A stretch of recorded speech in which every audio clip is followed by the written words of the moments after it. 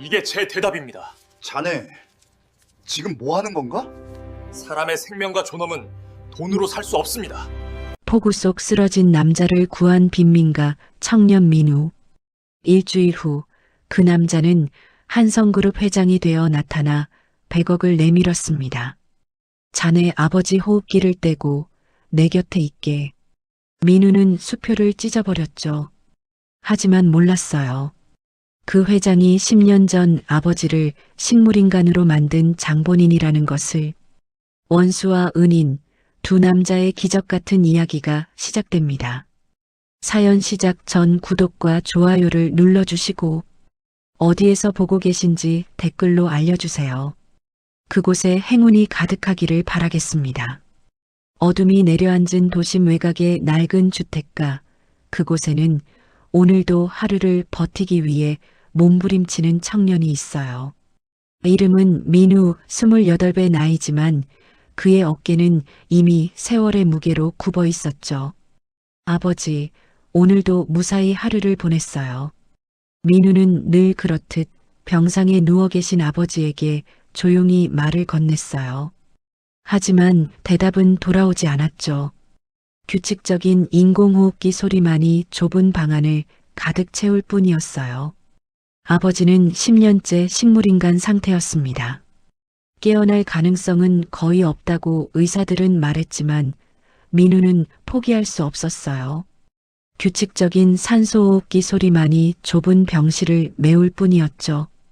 병원은 깨끗했지만 매달 민우에게 날아오는 수백만 원의 병원비 고지서는 민우의 등골을 휘게 만들었습니다. 창밖으로 빗방울이 떨어지기 시작했어요. 처음엔 보슬비였던 것이 점점 세차게 쏟아지더니 어느새 폭우로 변해버렸죠. 민우는 아버지의 몸을 조심스럽게 닦아드리며 하루를 정리했어요. 손등에 남은 멍자국이 눈에 들어왔습니다. 오늘 아침 채권 추심업자들이 다녀간 흔적이었죠. 이봐요, 김민우 씨.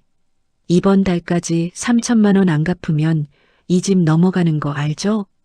그들은 문을 발로 차며 소리쳤어요. 민우는 무릎을 꿇고 애원했지만 그들 중 한 명이 민우의 손등을 밟고 나갔죠. 그 아픔보다 더한 건 자존심이 짓밟히는 고통이었습니다. 책상 위에는 빨간 글씨로 된 최종 경고문들이 산더미처럼 쌓여 있었어요. 민우는 작은 한숨을 내쉬었습니다. 아버지의 병원비와 생활비, 그리고 끝없이 불어나는 이자, 편의점 야간 아르바이트와 새벽 배달, 주말 건설 현장 일용직까지 쉬지 않고 일해도 빚은 줄어들지 않았어요. 냉장고를 열어봤어요.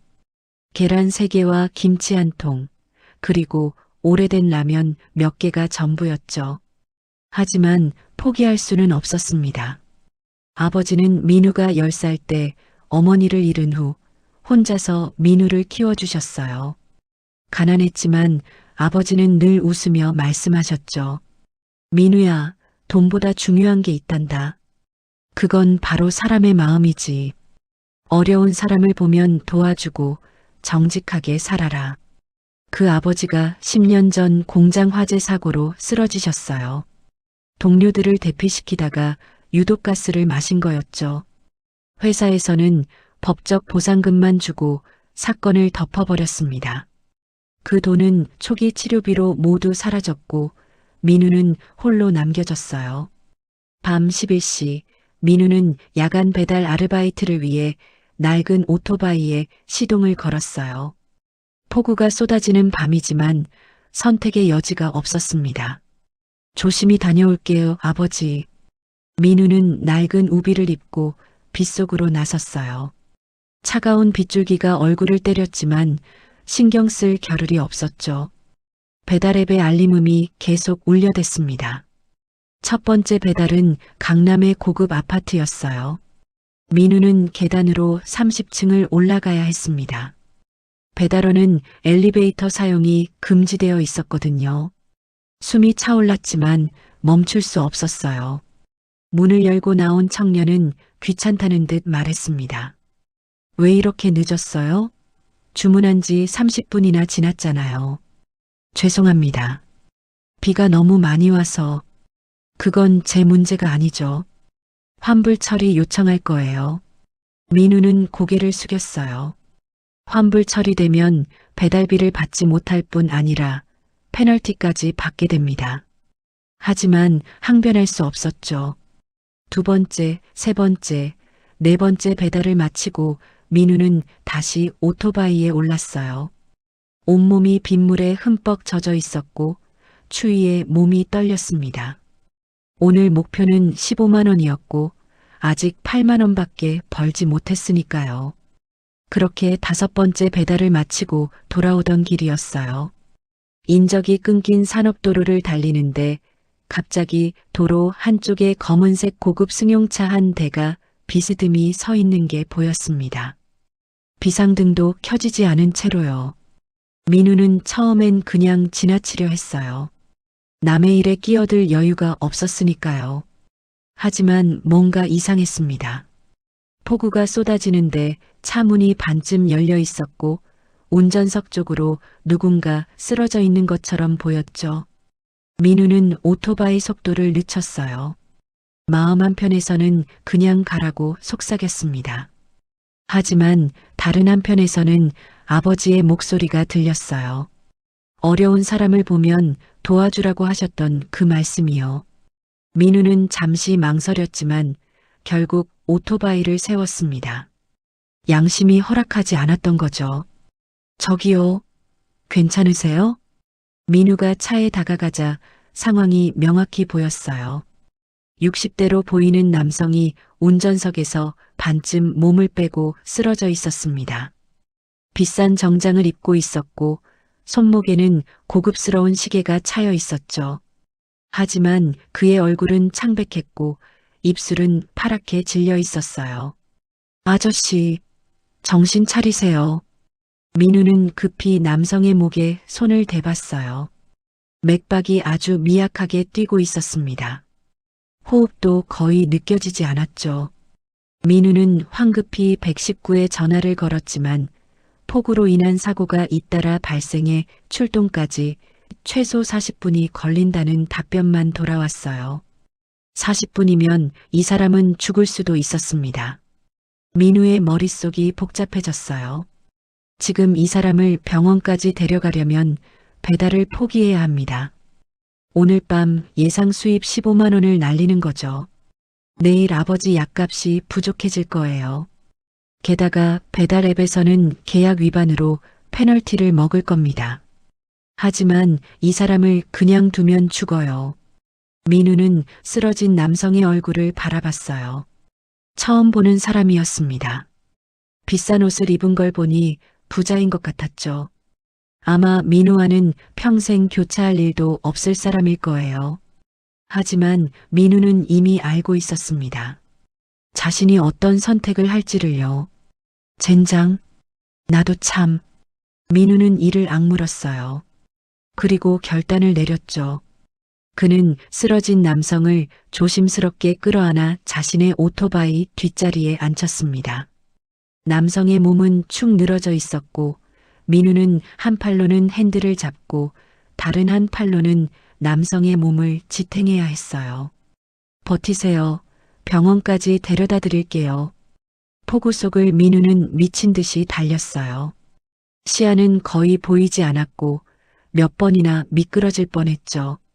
뒤에 탄 남성의 몸은 점점 무거워졌습니다. 조금만 더요. 조금만 버티세요. 민우는 계속 말을 걸었어요. 의식을 잃지 말라고, 곧 병원이라고요.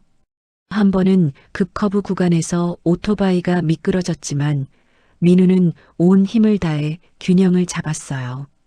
만약 넘어졌다면 둘 다 죽었을 겁니다. 15분을 달려 마침내 종합병원 응급실 앞에 도착했습니다. 민우는 남성을 부축해 응급실로 뛰어들어갔고 간호사들이 급히 달려왔어요. 환자가 쓰러졌어요. 심장 쪽인 것 같아요. 의사가 달려와 남성의 상태를 확인하더니 급히 소리쳤습니다. 심근경색, 즉시 심장내과로, 코드 블루. 스트레처는 순식간에 응급실 안쪽으로 사라졌어요. 민우는 그제야 주저앉았습니다. 다리에 힘이 하나도 없었어요. 한 간호사가 다가와 물었습니다. 환자 보호자신가요? 아니요, 그냥 길에서 쓰러진 걸 발견해서 데려왔어요. 아, 그러시군요. 정말 잘하셨어요. 조금만 늦었어도 위험할 뻔했어요. 민우는 연락처를 남기고 병원을 나섰어요. 여전히 폭우가 쏟아지고 있었습니다. 휴대폰을 확인하니 배달 앱에서 계약 위반 경고 메시지 3통과 페널티부가 알림이 와 있었어요. 오늘 벌이는 완전히 날아갔고 내일부터 일주일간 배달 건수가 제한됩니다. 참, 나 진짜 바보 같네. 민우는 피식 웃었어요. 하지만 후회는 되지 않았습니다. 적어도 한 사람의 생명은 구한 것 같았으니까요. 집에 도착해 아버지 곁에 앉았습니다. 인공호흡기는 여전히 규칙적인 소리를 내고 있었어요.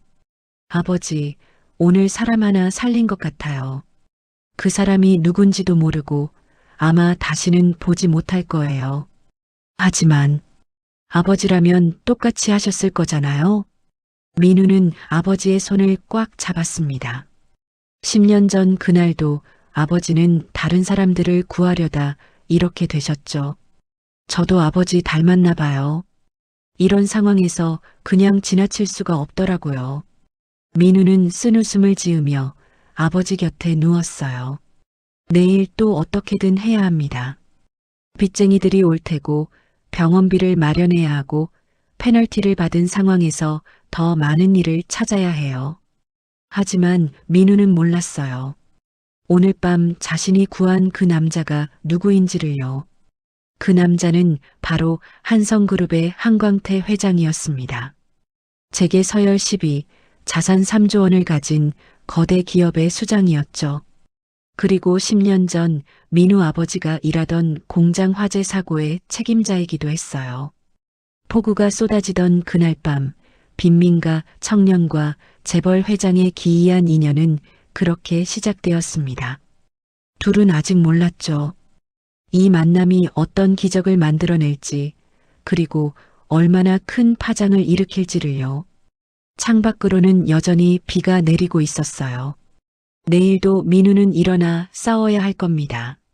하지만 오늘만큼은 그는 돈이 아닌 양심을 선택한 자신이 조금은 자랑스러웠어요. 일주일 후 민우는 편의점 야간 아르바이트를 마치고 집으로 돌아가는 길이었어요. 지친 몸을 이끌고 비좁은 원룸 계단을 오르는데 현관 앞에 낯선 남자가 서 있었습니다. 깔끔한 정장에 서류 가방을 든 40대 중반의 남성이었죠. 김민우 씨 맞으신가요? 네, 그런데요. 누구시죠? 남자는 명함을 꺼내 건넸어요. 한성그룹 비서실 차장이라고 적혀 있었습니다. 일주일 전 저희 회장님을 구해주셨다고 들었습니다. 회장님께서 꼭 뵙고 싶어 하십니다. 민우는 깜짝 놀랐어요. 그날 밤 자신이 구한 사람이 한성그룹 회장이었다니. 재계 서열 10위의 거대 기업 회장이요. 하지만 민우는 고개를 저었습니다. 아니에요. 저는 당연한 일을 했을 뿐이에요. 굳이 만날 필요 없습니다. 회장님께서 간곡히 부탁하셨습니다. 제대로 감사 인사를 드리고 싶다고 하십니다. 비서는 정중했지만 단호했어요. 민우는 거절하기 어려웠습니다. 결국 민우는 비서가 준비한 고급 승용차를 타고 한성그룹 본사로 향했어요. 거대한 유리 건물이 하늘을 찌를 듯 솟아 있었습니다. 민우는 평생 이런 곳에 와본 적이 없었어요. 로비만 해도 자신이 사는 집보다 넓어 보였죠. 전용 엘리베이터를 타고 최상층으로 올라갔습니다. 엘리베이터 문이 열리자 화려한 대리석 복도가 나타났어요. 비서의 안내를 받아 회장실 문 앞에 섰습니다. 육중한 나무 문이 열리고 넓은 집무실이 눈에 들어왔어요. 창밖으로는 서울 시내가 한눈에 내려다 보였죠. 그리고 커다란 책상 뒤에 그날 밤 민우가 구했던 남자가 앉아 있었습니다. 들어오게. 한광태 회장이었어요. 일주일 전 창백하고 죽어가던 모습과는 달리 지금은 위험 있고 건강해 보였습니다. 민우는 조심스럽게 안으로 들어갔어요. 안께. 자네가 김민우 군이지? 네, 그렇습니다. 한 회장은 민우를 찬찬히 살펴봤어요. 낡은 옷, 거친 손, 피곤해 지친 얼굴. 한 회장은 이미 민우에 대해 조사를 마친 상태였습니다. 식물인간 아버지, 3천만 원의 빚, 하루 3가지 아르바이트를 전전하는 청년이죠. 일주일 전날 살려준 건 자네였지. 고맙네. 아닙니다. 당연한 일을 했을 뿐이에요. 한 회장은 피식 웃었어요. 당연한 일이라고요. 40분이면 올 119를 기다리지 않고 자신의 하루벌이를 포기하면서 낯선 사람을 구한 게 당연하다고 말하는 청년이었습니다.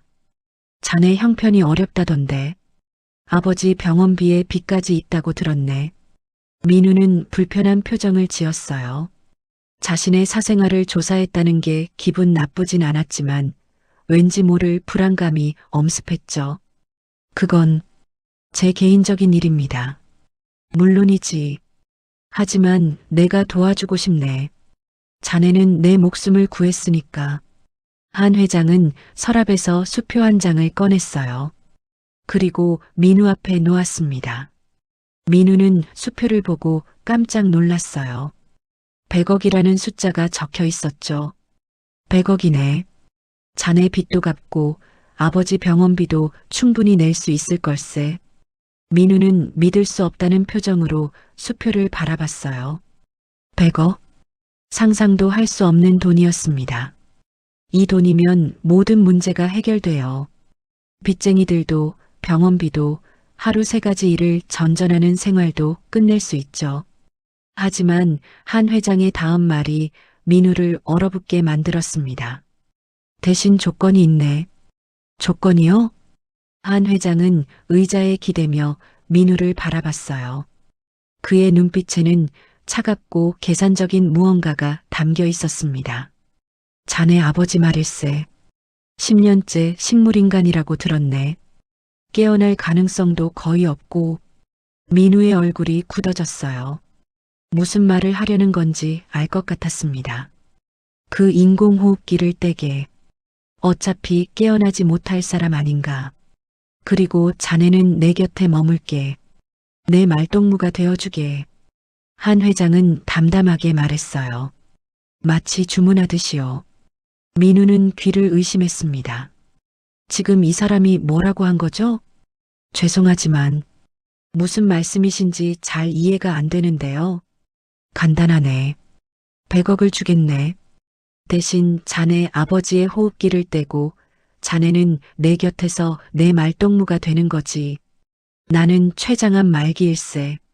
자식들은 내 재산만 노리고 주변엔 진심 어린 사람이 없네.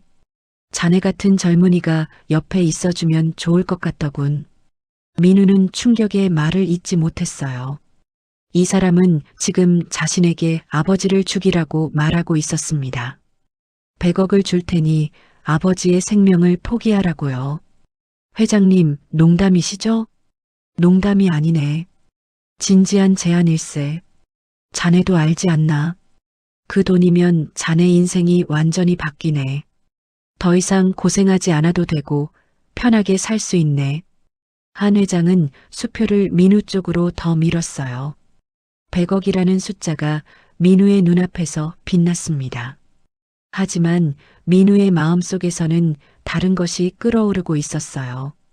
분노였습니다. 제 아버지는 물건이 아닙니다.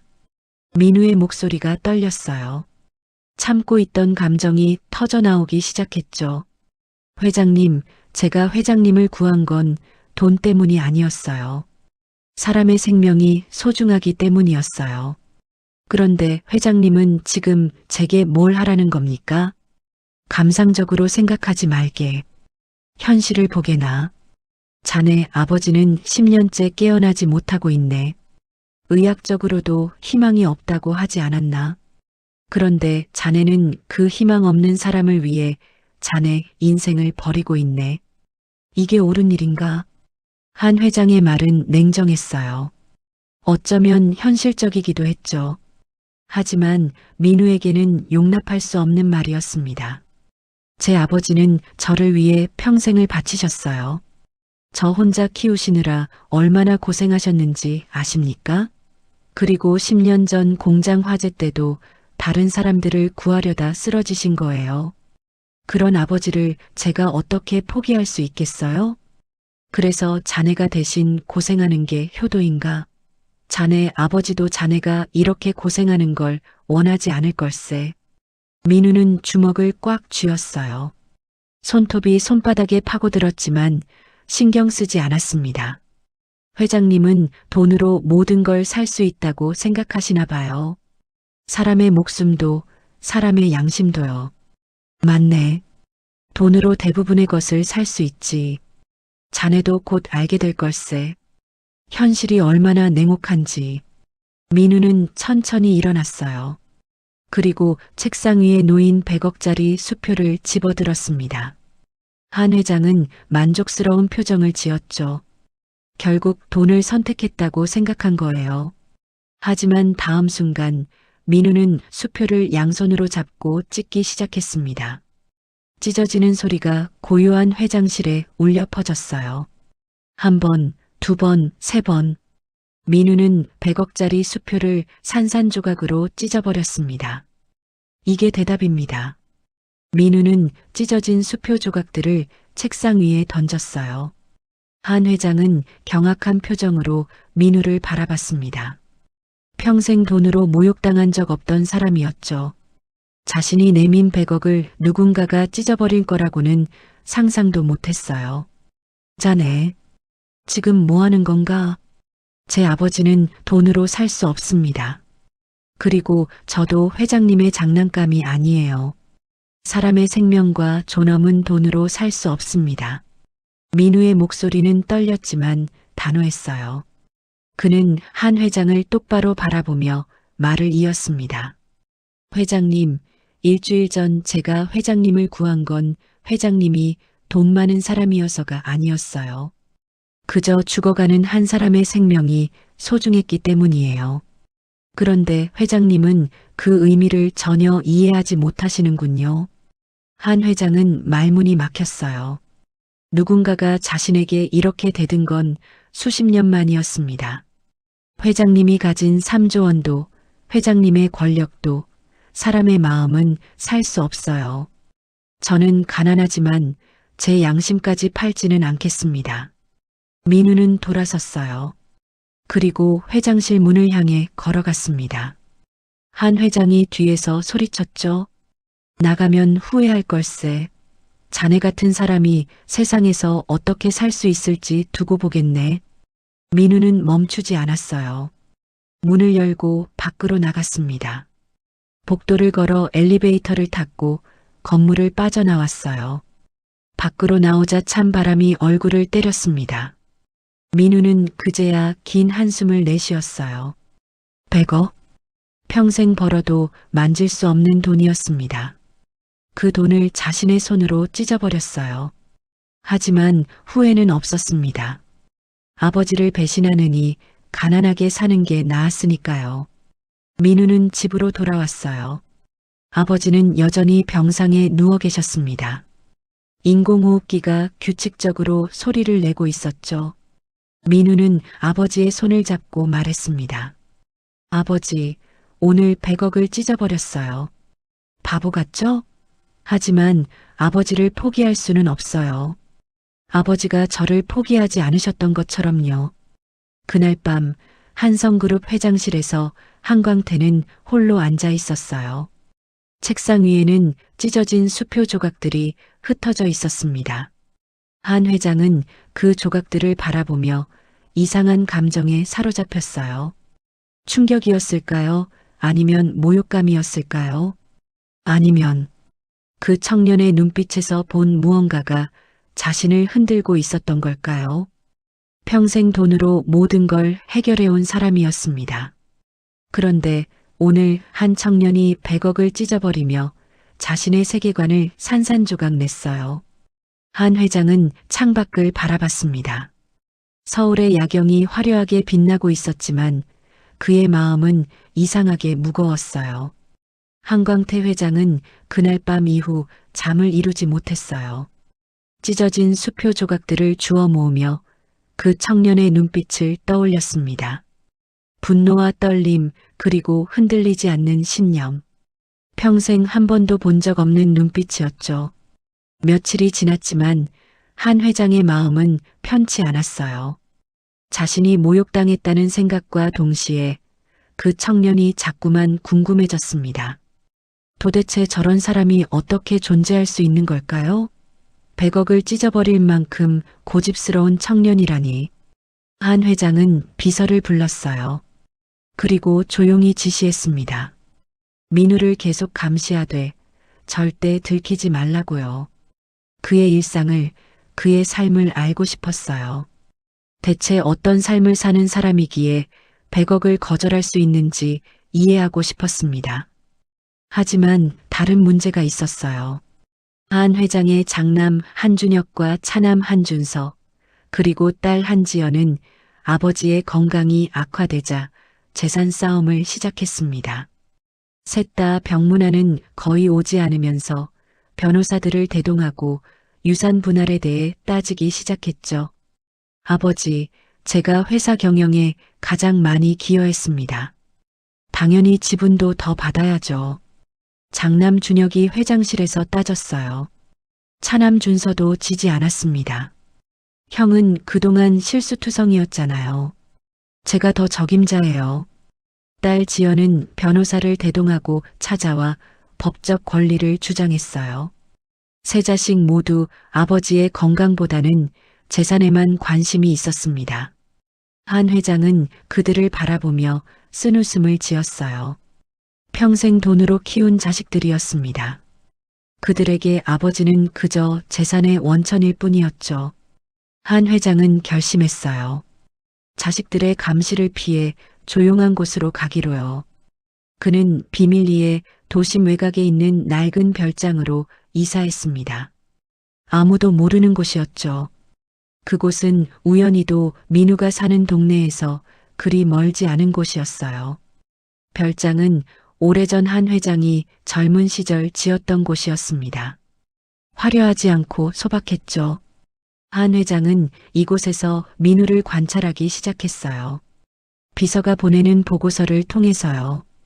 민우 씨는 오늘도 새벽 5시에 일어나 아버지를 씻기고 약을 챙겼습니다.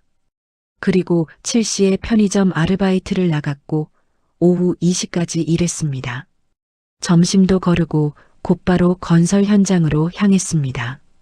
저녁 8시까지 일하고 밤 10시부터 새벽 2시까지 배달 아르바이트를 했습니다. 보고서를 읽으며 한 회장은 놀랐어요. 하루에 잠을 3시간밖에 자지 않는 청년이었습니다.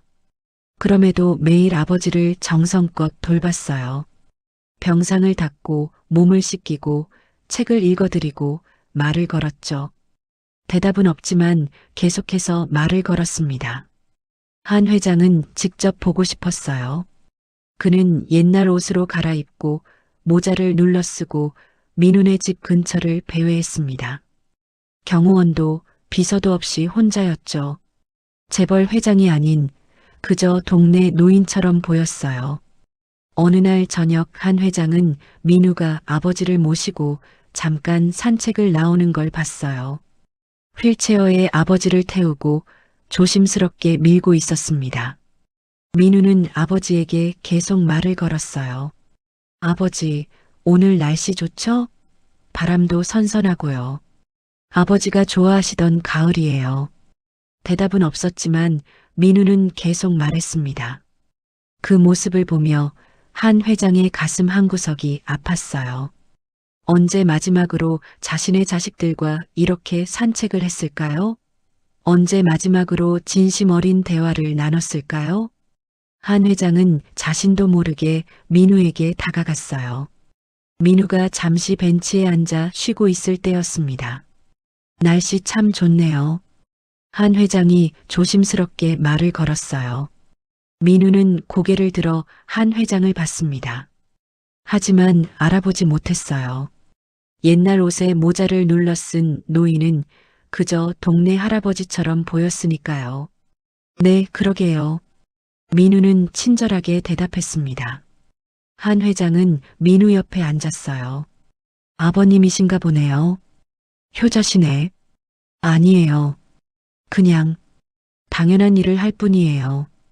당연한 일. 민우는 또 그렇게 말했어요. 한 회장은 피식 웃었습니다. 이 청년에게는 정말 당연한 일인가 봐요. 요즘 젊은 사람들이 부모 모시기 힘들어 하던데 대단하네요. 제 아버지는 저를 혼자 키우셨어요. 제가 어릴 때 어머니를 잃었거든요. 아버지는 저를 위해 평생을 바치셨어요. 이제 제가 아버지를 돌볼 차례죠. 민우의 목소리는 담담했지만 그 안에는 깊은 애정이 담겨 있었어요. 한 회장은 자신의 자식들을 떠올렸습니다. 그들은 한 번도 아버지를 위해 무언가를 한 적이 없었죠. 아니, 한 회장 자신도 자식들에게 진정한 아버지였던 적이 있었을까요? 며칠 후, 한 회장은 익명으로 민우의 병원비 일부를 지원했어요. 민우는 갑자기 입금된 돈을 보고 놀랐지만 누가 보낸 건지 알 수 없었습니다. 병원 측에서는 익명의 후원자라고만 말해줬죠. 한 회장은 계속해서 민우를 지켜봤어요. 그리고 점점 더 민우에게 끌렸습니다. 아니, 끌렸다는 표현은 정확하지 않을 수도 있어요. 부러웠다고 해야 할까요? 민우가 가진 것, 그 순수함과 헌신, 그리고 흔들리지 않는 신념이 부러웠어요. 한 회장은 자신의 인생을 돌아봤습니다. 3조 원의 재산, 거대한 기업, 수많은 권력. 하지만 진심으로 자신을 걱정해주는 사람은 한 명도 없었어요. 자식들은 재산만 노리고, 임원들은 자리만 노리고, 주변 사람들은 모두 이득을 위해 다가왔죠. 어느 날 저녁 한 회장은 다시 민우에게 다가갔어요. 민우는 편의점에서 아르바이트를 마치고 집으로 돌아가는 길이었습니다. 이런 늦은 시간에 혼자 다니시네요. 민우는 한 회장을 알아봤어요. 며칠 전 공원에서 만났던 동네 할아버지였죠. 아, 할아버지. 안녕하세요. 일 마치고 가는 길이에요. 이 늦은 시간까지 일하시나요? 네, 먹고 살려면요. 민우는 웃으며 대답했어요. 그 웃음에는 원망이나 불평이 없었습니다. 그저 담담하게 자신의 현실을 받아들이는 모습이었죠. 한 회장은 묘한 감정에 휩싸였어요. 힘들지 않으신가요? 힘들죠. 하지만 포기할 수는 없어요. 제가 포기하면 아버지는 어떻게 되겠어요? 한 회장은 더 이상 말을 잇지 못했어요. 민우는 인사를 하고 집으로 향했습니다. 한 회장은 그 뒷모습을 오래 바라봤어요. 굽은 어깨, 지친 걸음걸이. 하지만 포기하지 않는 청년이었습니다. 그날 밤 한 회장은 별장에서 혼자 앉아 있었어요. 창밖으로 민우네 집이 희미하게 보였습니다. 작은 불빛이 켜져 있었죠. 저 안에서 민우는 오늘도 아버지를 돌보고 있을 거예요. 한 회장은 문득 깨달았어요. 자신이 평생 추구했던 것들이 진짜 가치 있는 것들이 아니었다는 거요. 돈과 권력으로는 살 수 없는 것들이 있었습니다. 진정한 가족의 헌신, 그리고 흔들리지 않는 신념. 민우는 가난했지만 그 모든 걸 가지고 있었어요. 한 회장은 비로소 이해했습니다. 왜 민우가 100억을 찢었는지를요. 그에게는 돈보다 중요한 게 있었던 거예요. 그건 바로 아버지에 대한 사랑이었습니다. 한 회장은 자신의 자식들을 떠올렸어요. 그들은 한 회장이 죽기만을 기다리고 있었죠. 문득 외로움이 밀려왔어요. 평생 많은 것을 가졌지만 정작 중요한 건 하나도 없었습니다. 한 회장은 창밖을 바라보며 조용히 눈물을 흘렸어요. 재벌 회장의 눈물, 누구도 보지 못할 눈물이었습니다. 그리고 한 회장은 결심했어요. 민우를 더 가까이서 지켜보기로요. 아니, 어쩌면 민우에게서 잃어버린 무언가를 찾고 싶었는지도 몰라요. 평생 돈으로 모든 걸 해결했던 사람이 이제야 돈으로 살 수 없는 것의 가치를 배우고 있었습니다. 한광태 회장은 민우를 관찰하면서 점점 더 많은 것을 알게 됐어요. 비서가 보내온 상세 보고서에는 민우의 과거부터 현재까지 모든 것이 담겨 있었습니다. 그런데 보고서 한 페이지를 넘기던 한 회장의 손이 멈췄어요. 민우의 아버지 이름 김태수, 그리고 그 밑에 적힌 직장 이력, 한성산업 하청업체 소속, 2013년 화재 사고로 인한 중상. 한 회장의 얼굴이 창백해졌습니다. 한성산업. 그건 한성그룹의 계열사였어요. 이럴 수가. 한 회장은 급히 비서에게 전화를 걸었어요. 10년 전 한성산업 공장 화재 사고에 대한 모든 자료를 가져오라고 지시했죠. 몇 시간 후 두꺼운 파일이 한 회장 앞에 놓였습니다. 파일을 열자 10년 전 그날의 기록들이 나왔어요. 2013년 11월 3일 한성산업 하청 공장에서 발생한 대형 화재. 사망자 3명, 중경상자 12명. 원인은 노후된 전기 배선과 안전규정 미준수였습니다. 한 회장은 페이지를 넘겼어요. 그리고 생존자 명단에서 김태수라는 이름을 찾았습니다. 중상, 유독가스 흡입으로 인한 뇌손상, 식물인간 상태. 그 옆에는 작은 메모가 붙어 있었어요. 김태수 씨는 화재 발생 시 대피를 거부하고 동료 7명을 안전하게 대피시킨 후 유독가스에 쓰러짐. 목격자 증언에 따르면 그의 헌신적 행동으로 최소 7명의 생명을 구했음. 한 회장은 손이 떨렸어요. 계속해서 자료를 읽었습니다. 사고조사 보고서, 안전규정 위반 내역, 회사 측의 대응 방안.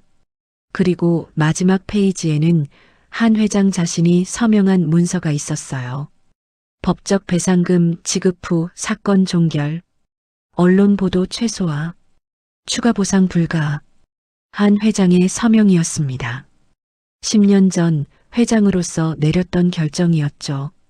당시 한 회장은 이 사고를 신속히 처리하고 싶어 했어요. 법적 책임만 지고 최소한의 보상만 하고 빨리 덮어버리고 싶었죠. 회사 이미지를 보호하는 게 우선이었으니까요.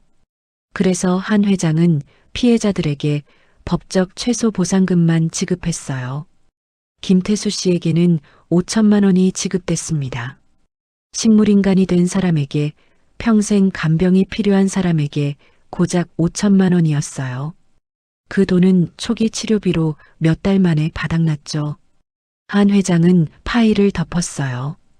그리고 깊은 한숨을 내쉬었습니다. 민우의 아버지를 이렇게 만든 건 결국 자신이었어요. 안전 규정을 제대로 지키지 않은 것도, 충분한 보상을 하지 않은 것도 모두 자신의 결정이었죠. 내가 저 청년의 인생을 망쳐놓은 거였구나. 한 회장은 머리를 감싸쥐었어요. 민우가 왜 그렇게 고생하며 살아야 했는지, 왜 하루 3가지 아르바이트를 전전해야 했는지 이제야 알겠더군요. 모두 10년 전 자신의 냉혹한 결정 때문이었어요. 한 회장은 다시 파일을 열었어요. 김태수 씨에 대한 기록을 더 자세히 읽었습니다.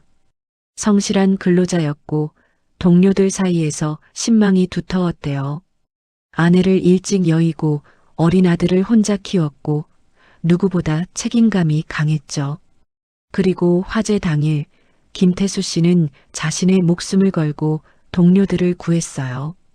대피 방송이 나왔을 때 제일 먼저 나갈 수 있었지만 대신 뒤에 남아서 다른 사람들을 밀어냈습니다. 연기가 자욱한 복도를 몇 번이나 오가며 사람들을 구했죠. 마지막 한 명을 밖으로 밀어낸 순간 천장이 무너지며 유독가스가 쏟아졌어요. 김태수 씨는 그대로 쓰러졌습니다. 구조대가 발견했을 때는 이미 의식이 없었고 병원으로 옮겨졌지만 깨어나지 못했어요. 한 회장은 눈을 감았어요. 그리고 10년 전 그날을 떠올렸습니다. 비서로부터 사고 소식을 들었을 때 한 회장은 화부터 냈어요. 왜 안전관리를 제대로 안 했어? 이거 언론에 나가면 어떡하려고. 사람의 생명보다 회사 이미지가 먼저였죠. 한 회장은 변호사들을 불러 법적 최소 책임만 지도록 지시했어요. 피해자 가족들이 더 많은 보상을 요구했지만 한 회장은 거절했습니다. 법대로 하면 돼. 더 줄 필요 없어. 그렇게 사건은 조용히 묻혔어요. 언론 보도도 최소화됐고 몇 달 후면 모두 잊어버렸죠. 한 회장에게는 그저 처리해야 할 수많은 사건 중 하나였을 뿐이었어요.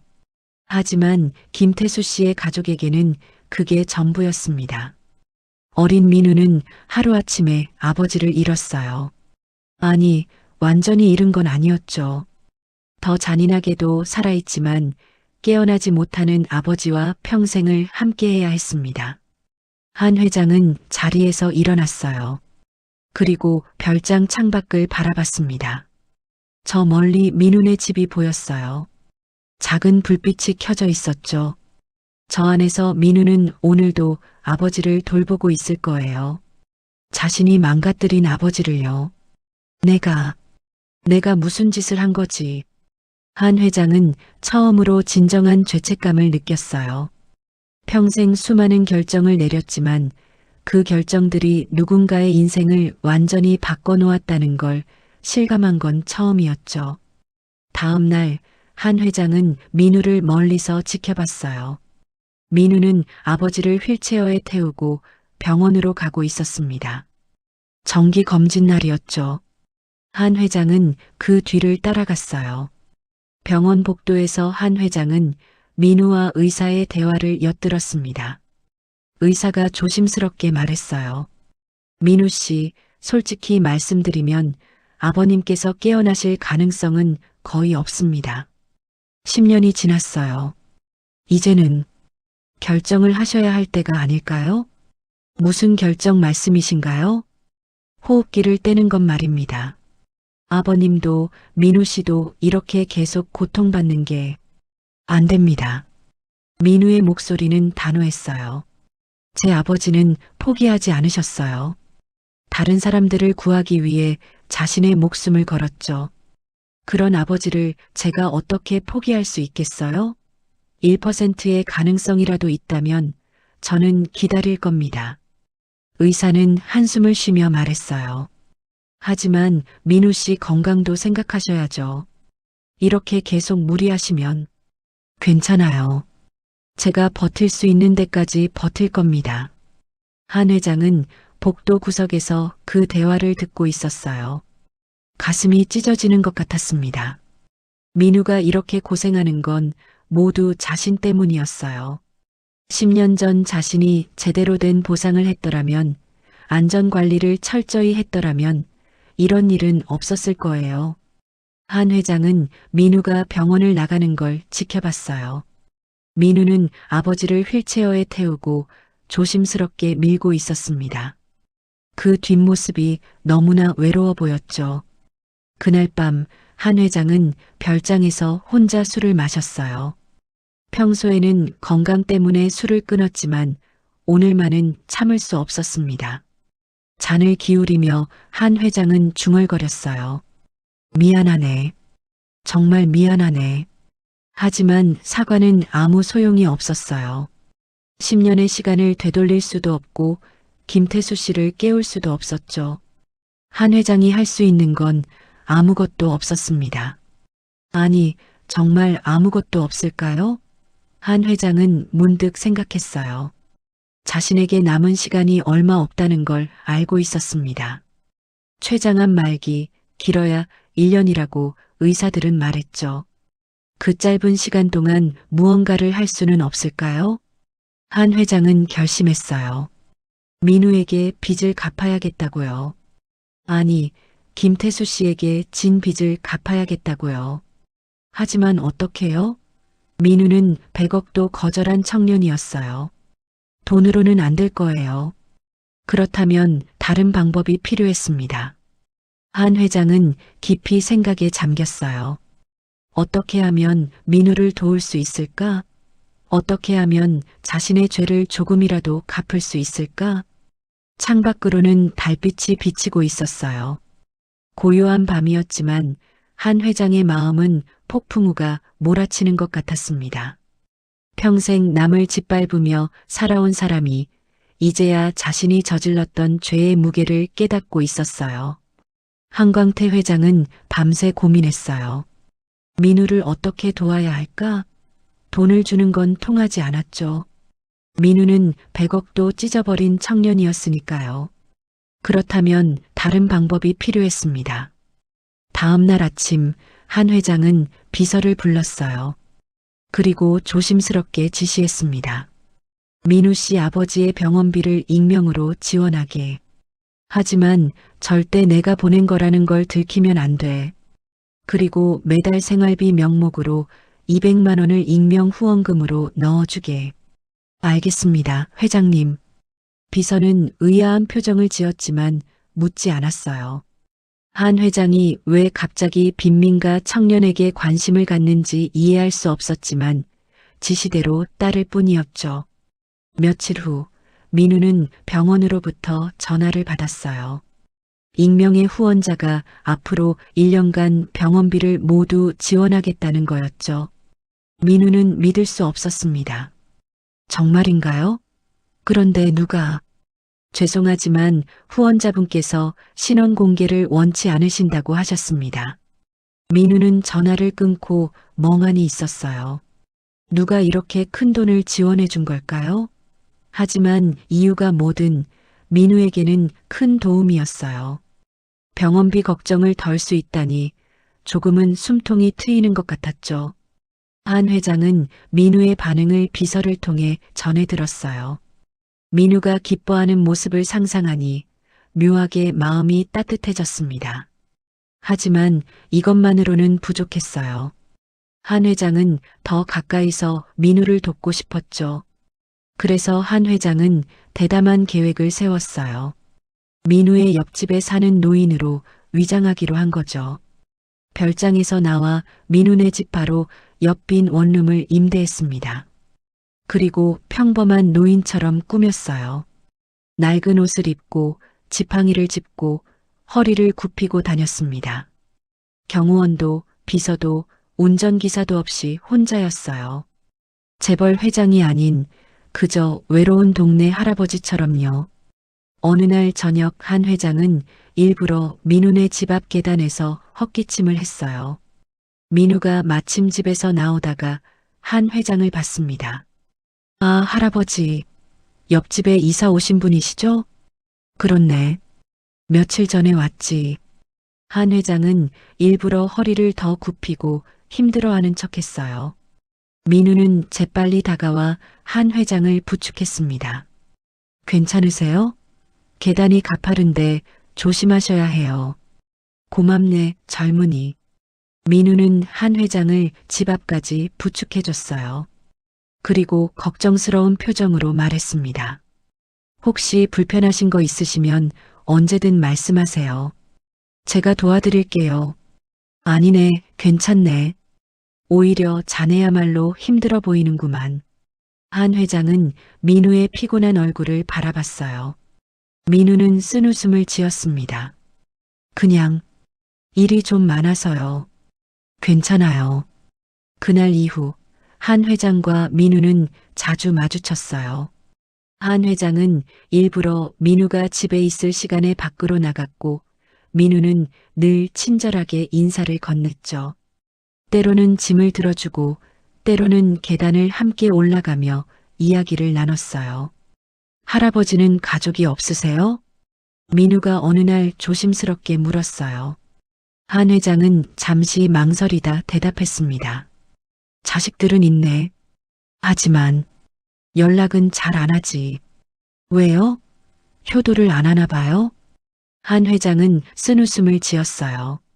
글쎄, 내가 좋은 아버지가 아니었나 보네. 평생 돈만 쫓아다녔거든. 자식들에게 사랑보다는 돈을 줬지. 그 결과가 이거네. 민우는 안타까운 표정을 지었어요. 그리고 조용히 말했습니다. 늦지 않았을 거예요. 지금부터라도 마음을 나누시면요. 한 회장은 민우를 바라봤어요. 이렇게 순수한 청년이 있다니. 자신의 인생이 얼마나 피곤한지도 모르면서 남의 걱정을 해주는 청년이었죠. 어느 날 밤 한 회장은 민우네 집에서 작은 소동이 나는 소리를 들었어요. 급히 문을 두드렸습니다. 무슨 일인가, 민우군? 민우가 문을 열었어요. 얼굴이 창백했고 손이 떨리고 있었죠. 아버지가 갑자기 열이 너무 높아지셨어요. 병원에 가야 하는데 택시가 안 잡혀요. 내가 도와주겠네. 내 차가 있으니 태워다 주지. 한 회장은 별장에 세워둔 차를 가져왔어요. 고급차는 아니었지만 민우의 아버지를 태울 수 있었죠. 병원까지 함께 가서 민우가 아버지를 응급실에 들여보낼 때까지 기다렸습니다. 새벽 2시, 민우는 지친 얼굴로 밖으로 나왔어요. 한 회장은 여전히 기다리고 있었죠. 할아버지, 왜 아직? 들어가셔도 됐는데요. 괜찮네. 걱정돼서 기다렸지. 민우는 감동한 표정을 지었어요. 그리고 처음으로 한 회장에게 마음을 열기 시작했습니다. 할아버지, 사실 전 가끔 너무 힘들어요. 언제까지 이렇게 살아야 할까? 아버지는 깨어나실 수 있을까? 그런 생각이 들 때가 있어요. 당연하지. 자네가 얼마나 힘든데. 하지만 포기할 수는 없어요. 제 아버지는 다른 사람들을 구하다가 이렇게 되셨거든요. 영웅이에요. 그런 아버지를 제가 포기할 순 없어요. 한 회장의 가슴이 아팠어요. 민우가 말하는 영웅은 자신이 방치했던 사람이었으니까요. 자네 아버지는 훌륭한 분이셨나 보네. 네. 평생 저를 위해 사셨어요. 가난했지만 항상 웃으셨고 어려운 사람들을 도와주셨어요. 그리고 마지막 순간까지도 다른 사람들을 생각하셨죠. 민우는 눈물을 닦았어요. 한 회장은 민우의 어깨에 손을 얹었습니다. 자네는 아버지를 닮았네. 그날 밤 날 구해준 것처럼 말이야. 그날 밤이요? 한 회장은 실수했다는 걸 깨달았어요. 하지만 민우는 깊이 생각하지 않았습니다. 아, 누군가를 도와준 적이 있으시구나 하고 짐작했어요. 그날 이후 한 회장과 민우는 더 가까워졌어요.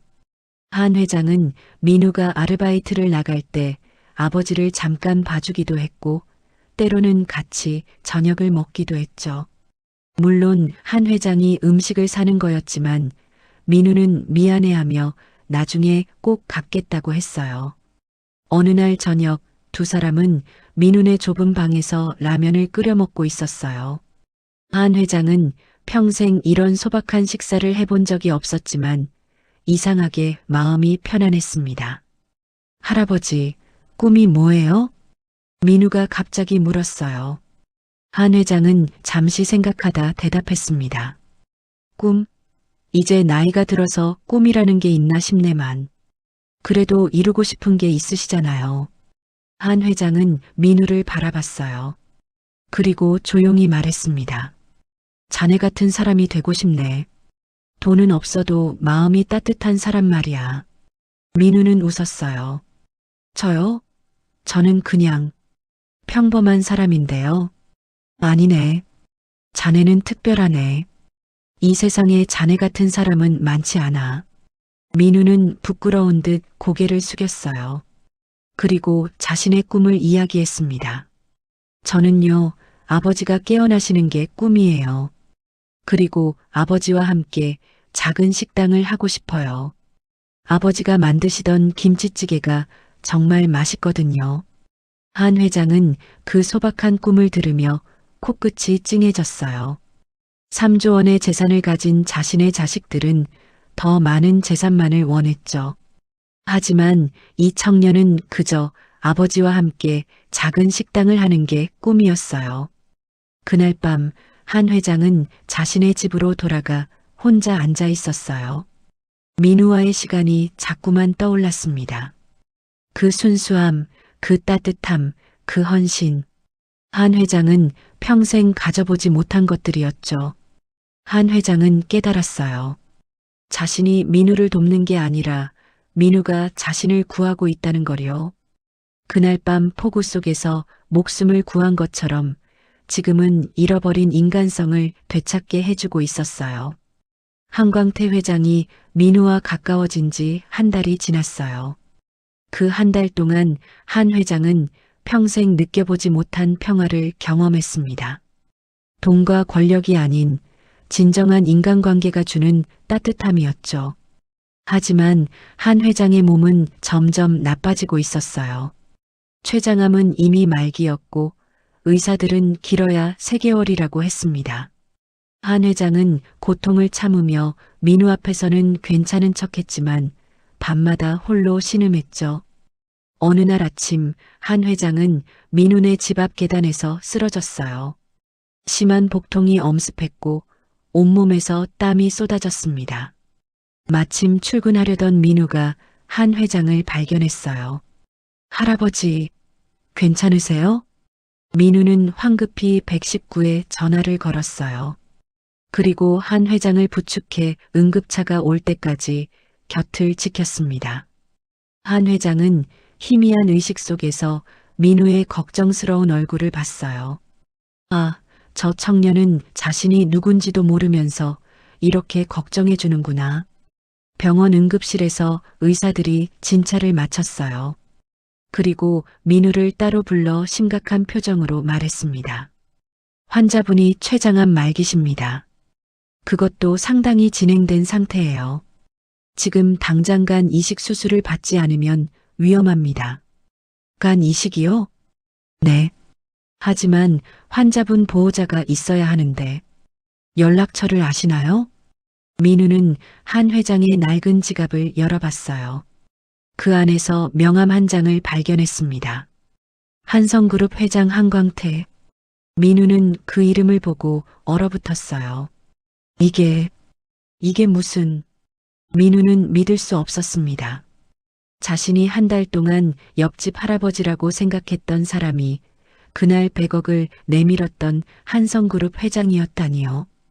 그리고 10년 전 아버지의 사고에 책임이 있던 바로 그 사람이었어요. 민우의 손이 떨렸어요. 분노와 혼란 그리고 배신감이 밀려왔습니다. 왜 숨겼을까? 왜 거짓말을 했을까? 민우는 병실로 들어가 의식을 잃은 한 회장을 바라봤어요. 회장님, 왜 이러신 겁니까? 하지만 대답은 없었어요. 한 회장은 깊은 혼수 상태에 빠져 있었습니다. 민우는 명함에 적힌 비서실 번호로 전화를 걸었어요. 그리고 상황을 설명했죠. 1시간 후 한성그룹 임원들과 한 회장의 세 자녀가 병원에 도착했어요. 장남 한준혁, 차남 한준서, 딸 한지연. 그들은 아버지의 병실로 들어가기보다는 복도에서 모여 수군거렸습니다. 이식 수술을 해야 한대? 장남 준혁이 미간을 찌푸리며 말했어요.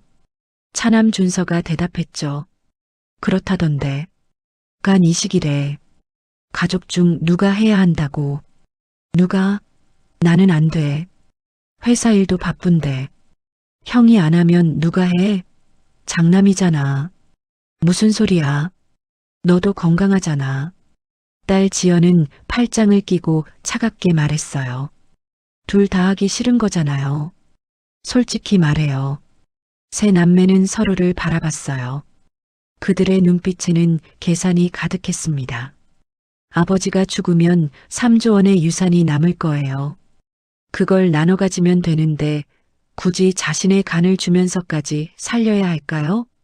아버지가 살아계시면 유산이 언제 올지 모르잖아.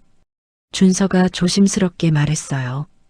준혁이 고개를 끄덕였죠. 그렇지. 어차피 췌장암 말기라며 이식해도 얼마 못 사실 텐데. 그럼 이식 안 하는 거로? 세 남매는 침묵했어요. 그 침묵이 곧 대답이었습니다. 그들은 모두 이식을 거부하기로 암묵적으로 합의했죠. 복도 구석에서 이 대화를 듣고 있던 민우는 주먹을 꽉 쥐었어요. 저 사람들이. 민우는 분노로 떨렸습니다. 아버지가 죽어가는데 재산만 걱정하는 자식들이라니. 인간이 어떻게 저럴 수 있을까요? 의사가 세 남매에게 다가왔어요. 환자분 가족이신가요? 빨리 결정하셔야 합니다. 시간이 없어요. 저희가 상해 중입니다. 준혁이 사무적으로 대답했어요. 의사는 답답한 표정을 지었죠. 상이라니요? 아버님 목숨이 걸린 문제인데요. 의사 선생님, 저희도 각자 사정이 있어요. 그리고 아버지는 어차피 안 말기시잖아요. 이식해도. 그래도 살릴 수 있는 방법이 있다면 시도해야 하지 않습니까? 의사는 목소리를 높였지만 세 남매는 냉담했어요. 그들에게 아버지의 생명보다 중요한 건 자신들의 이익이었죠.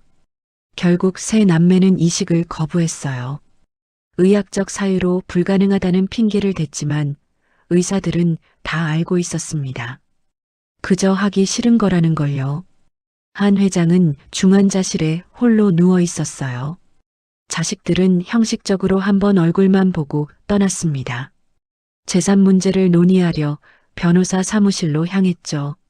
아버지가 죽기도 전에 유산을 어떻게 나눌지 싸우러 간 거예요.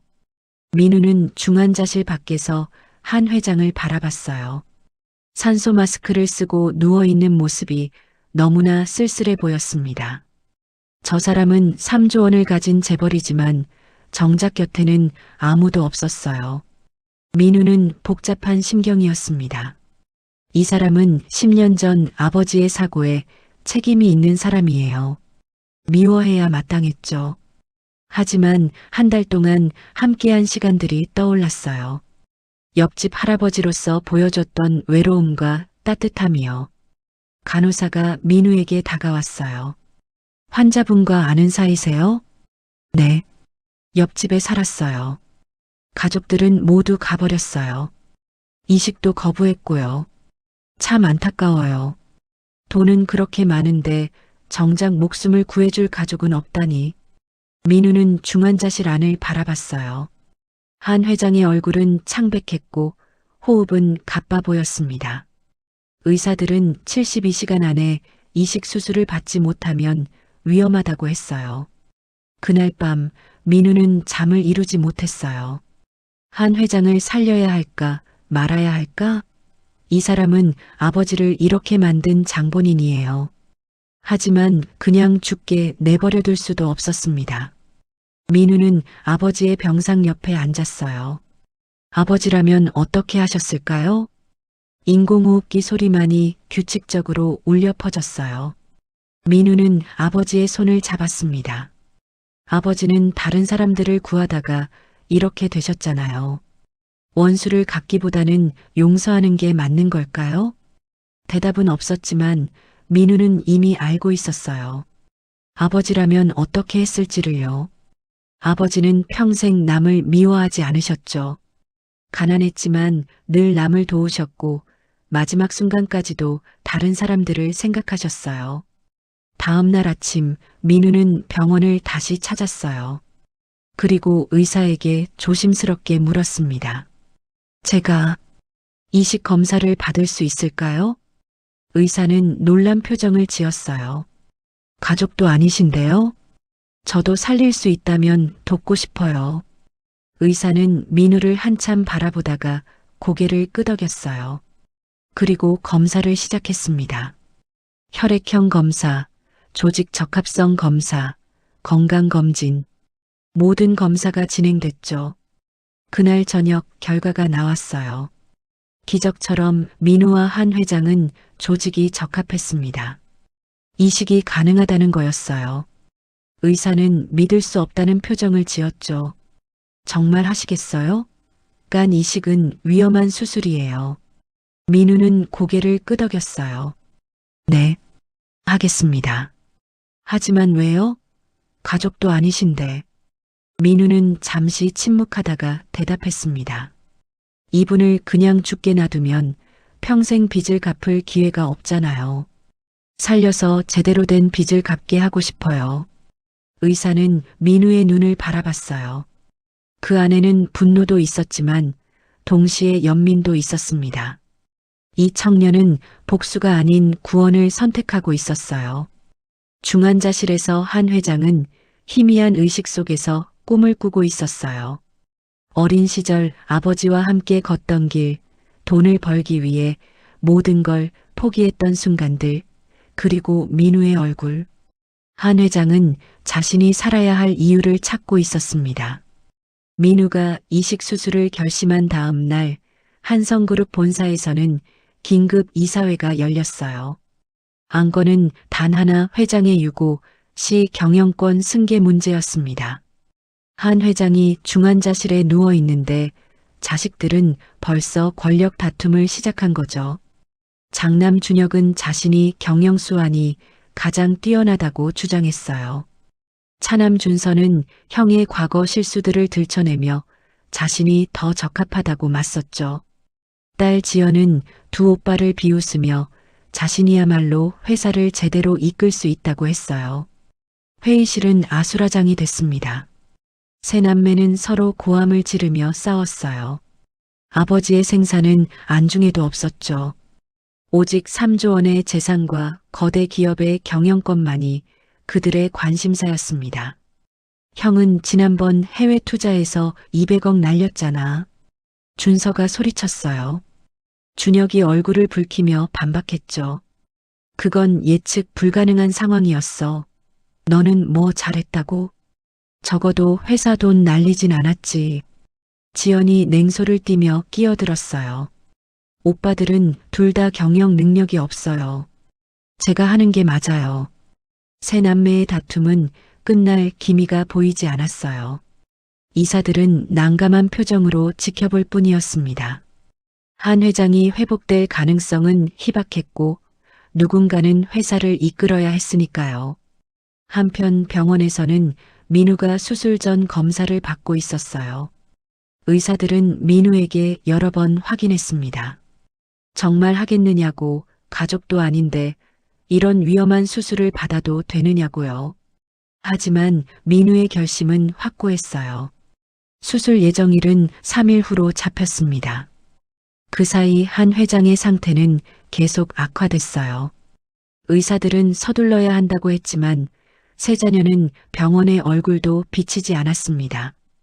변호사 사무실과 회사만 오가며 재산 싸움에 몰두했죠. 민우는 우연히 병원 로비에서 세 남매를 마주쳤어요. 그들은 변호사와 함께 서류를 검토하고 있었습니다. 유산 분할 관련 서류였죠. 민우는 그들에게 다가갔어요. 실례지만 회장님 자녀분들이시죠? 준혁이 귀찮다는 듯 쳐다봤어요. 누구시죠? 저는 회장님 옆집에 살던 사람입니다.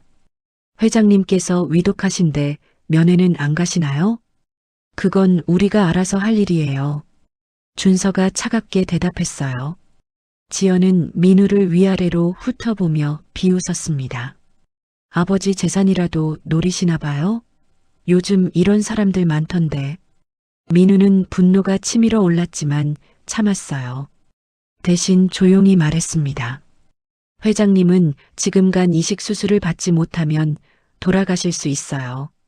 가족 중 누군가 이식을 해주셔야 하는데 그건 의학적으로 불가능해요. 준혁이 단호하게 잘라 말했어요. 민우는 그들의 눈을 바라봤습니다. 거짓말이었어요. 의학적으로 불가능한 게 아니라 그저 하기 싫은 거였죠. 정말 불가능한가요? 아니면 하기 싫으신 건가요? 세 남매의 표정이 굳어졌어요. 준서가 짜증스럽게 말했습니다. 당신이 뭔데 우리 가족 일에 참견해요? 나가세요. 민우는 한 걸음 더 다가갔어요. 회장님이 돌아가시길 바라시는 건가요? 그래야 유산을 빨리 받으니까요. 뭐라고? 준혁이 벌떡 일어났어요. 하지만 민우는 물러서지 않았습니다. 제가 지금 본 건 유산 분할 서류잖아요. 아버지가 중환자실에 계신데 여기서 재산 싸움이나 하고 계시네요. 지연이 비명처럼 소리쳤어요. 당신 지금 우리한테 뭐라는 거예요? 당장 나가지 않으면 경찰 부를 거예요. 민우는 세 남매를 차례로 바라봤어요. 그들의 눈에는 아버지에 대한 걱정은 전혀 없었습니다. 오직 탐욕만이 가득했죠. 민우는 고개를 저으며 말했어요. 불쌍하네요. 당신들이요. 그리고 민우는 돌아섰습니다. 뒤에서 세 남매가 뭐라고 소리쳤지만 듣지 않았어요. 민우는 중환자실로 향했습니다. 중환자실 밖에서 민우는 유리창 너머로 한 회장을 바라봤어요. 산소 마스크를 쓰고 누워있는 모습이 너무 외로워 보였습니다. 3조 원의 재산을 가진 사람이지만 곁에는 아무도 없었어요. 민우는 문득 깨달았어요. 한 회장이 왜 자신에게 100억을 주며 아버지의 호흡기를 떼라고 했는지를요. 이 사람에게는 돈밖에 없었던 거예요. 돈으로만 세상을 살아왔고 돈으로만 관계를 맺었죠.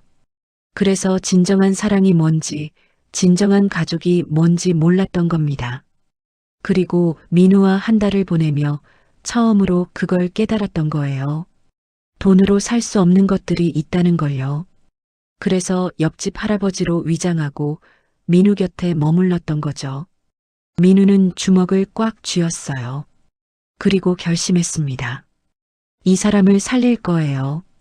복수를 위해서가 아니라 이 사람이 제대로 된 빚을 갚게 하기 위해서요. 회장님, 살아나세요. 그리고 당신이 저지른 일들을 제대로 갚으세요. 민우는 중환자실을 떠나 의사를 찾아갔어요. 그리고 수술 날짜를 앞당길 수 있냐고 물었습니다. 한 회장의 상태가 계속 악화되고 있었으니까요. 의사는 고개를 끄덕였어요.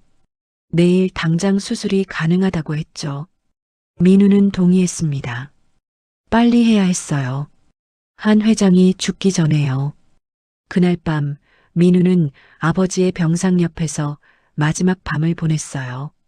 수술은 위험했고 민우도 목숨을 잃을 수 있었습니다. 민우는 아버지의 손을 잡고 조용히 말했어요. 아버지, 제가 내일 수술을 받아요. 재간을 누군가에게 줄 거예요. 인공호흡기 소리만이 울려 퍼졌어요. 민우는 계속 말했습니다. 그 사람은 10년 전 아버지를 이렇게 만든 사람이에요. 미워해야 마땅하죠. 하지만 아버지라면 이렇게 하셨을 것 같아요. 용서하고 살려주고 다시 시작할 기회를 주라고 하셨을 거예요. 민우는 눈물을 닦았어요. 아버지, 만약 제가 돌아오지 못하면 미안해요. 하지만 후회는 안 할 거예요. 아버지가 다른 사람들을 구하다가 이렇게 되신 것처럼 저도 누군가를 구하고 싶어요. 민우는 아버지의 이마에 키스했어요. 그리고 병실을 나섰습니다. 내일이면 모든 게 결정될 거예요. 다음 날 아침 수술실 앞에 민우가 섰어요.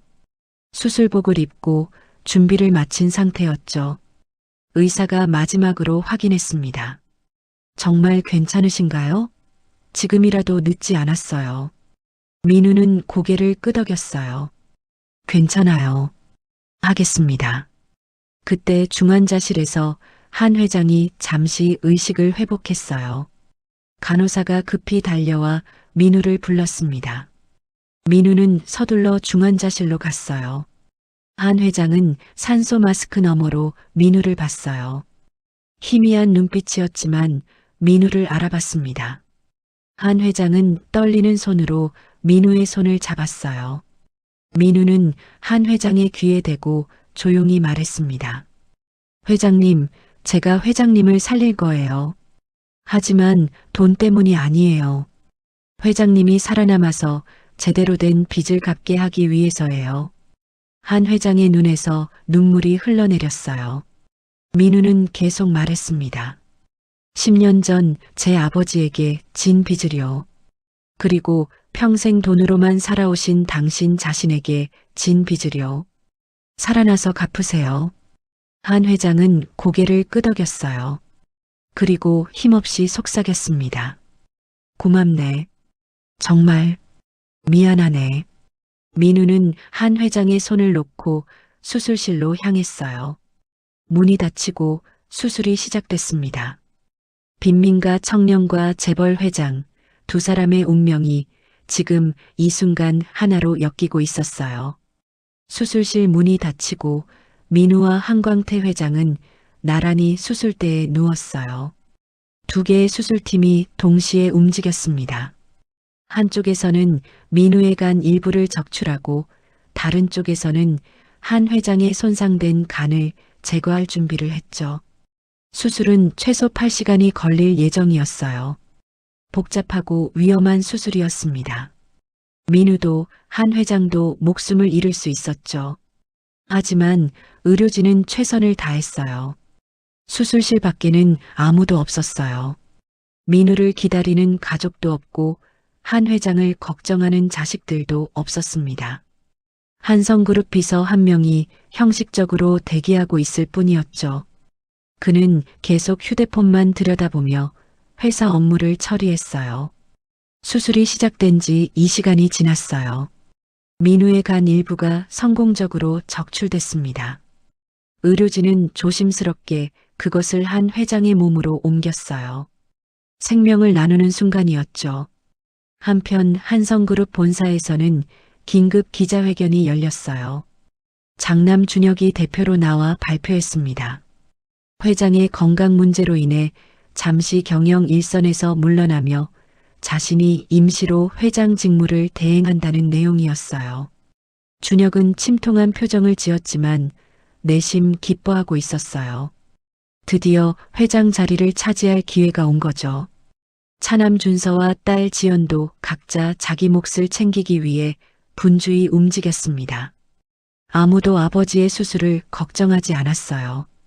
오히려 수술이 실패하기를 바라는 것 같았습니다. 그래야 유산 상속이 빨리 진행될 테니까요. 인간의 탐욕은 이렇게 끔찍한 것이었어요. 수술 5시간째, 이식은 순조롭게 진행됐어요. 민우의 간이 한 회장의 몸에서 제 기능을 하기 시작했습니다. 의료진은 안도의 한숨을 쉬었죠.